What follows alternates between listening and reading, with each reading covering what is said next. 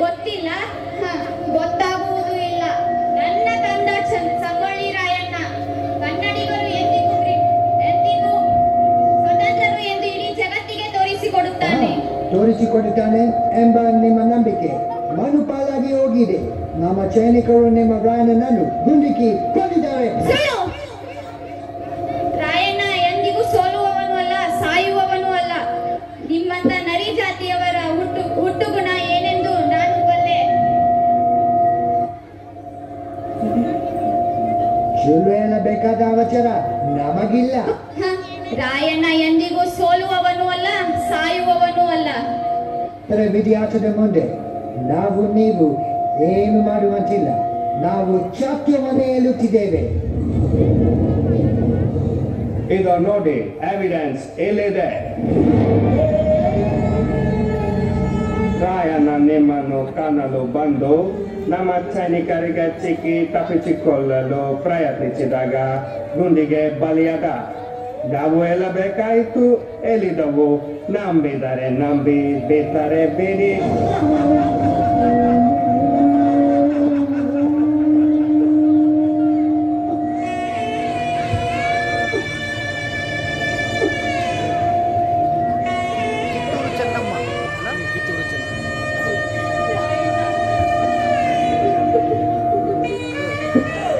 Freedom fighter, ಸ್ವತಂತ್ರ ಸಮರ ರಾಯಣ್ಣ ಗುರುಜಿ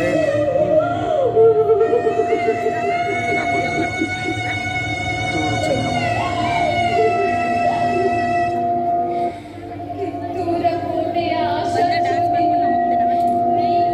ಅಸನಿಗೆಯ ಕಂದ ಬಿಳಿ ದೂತ ಶ್ವಾನಗಳ ಸಂಚಿಗೆ ಬಲಿಯಾದೆಯ ಕಂದ.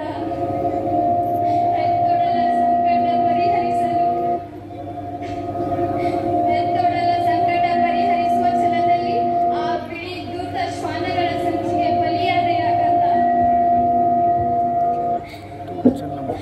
ಗುರುಸಿದ್ದೇಶ,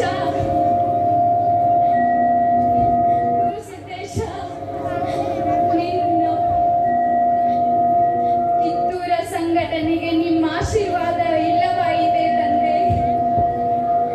ರಾಯಣ್ಣನ ಸಂಘಟನೆಗೆ ನಿಮ್ಮ ಆಶೀರ್ವಾದ ಇಲ್ಲವಾಯಿತೆ. ಗುರುಸಿದ್ದೇಶ,